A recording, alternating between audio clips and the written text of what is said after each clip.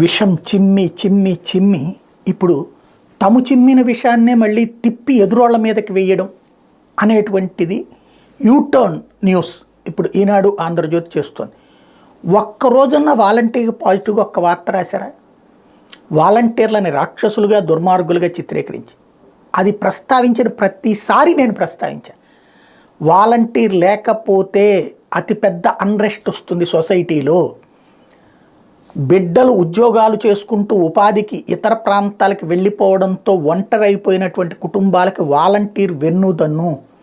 Corona టైంలో అయితే విదేశాల్లో ఉన్నటువంటి పిల్లలకు కూడా వాళ్ళ తల్లిదండ్రుల వెనకాల ఉన్నటువంటి వాలంటీర్లను చూసి సంతోషపడ్డారు, వాళ్ళ వలన సంతోషపడ్డారు, అంతగా చిత్తశుద్ధితో పనిచేస్తున్నారు. ఇంకా ప్రస్తుతానికైతే అవినీతి మకిలి అంటలేదు.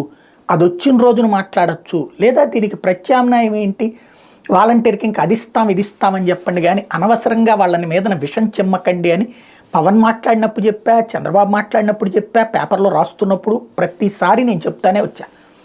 వాలంటీర్లు వైసీపీ మనుషులని కాదు, వాలంటీర్ అనే వ్యవస్థ అవసరం ఏంటో తెలుసు కాబట్టి, నేను ప్రత్యక్షంగా గమనించాను కాబట్టి అయినా విషం చిమ్ముతానే వచ్చారు. ఇప్పుడు కంప్లీట్ రివర్స్.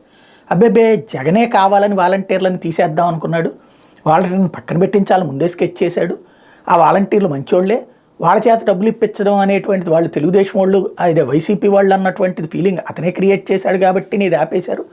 ఇందులో అసలు తెలుగుదేశం తప్పే ఉంది, పవన్ కళ్యాణ్ తప్పే ఉంది, తెలుగుదేశం జనసేన తప్పే ఉంది, తెలుగుదేశం జనసేన బీజేపీల కూటమి తప్పే ఉంది.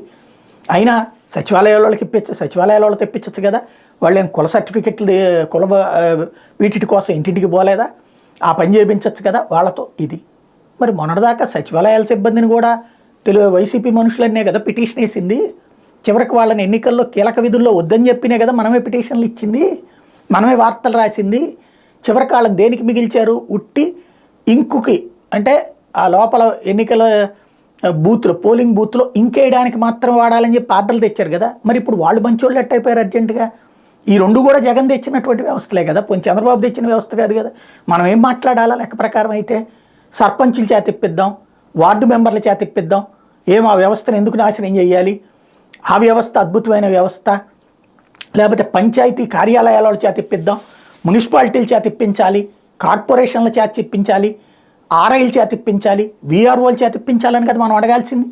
అయ్యి నిజమైన వ్యవస్థలు ఈ కాదని కదా మనం ఎంతకాలం మాట్లాడుతోంది. ఇప్పుడు మరి ఇలాగా యూటర్న్లు ఎందుకు?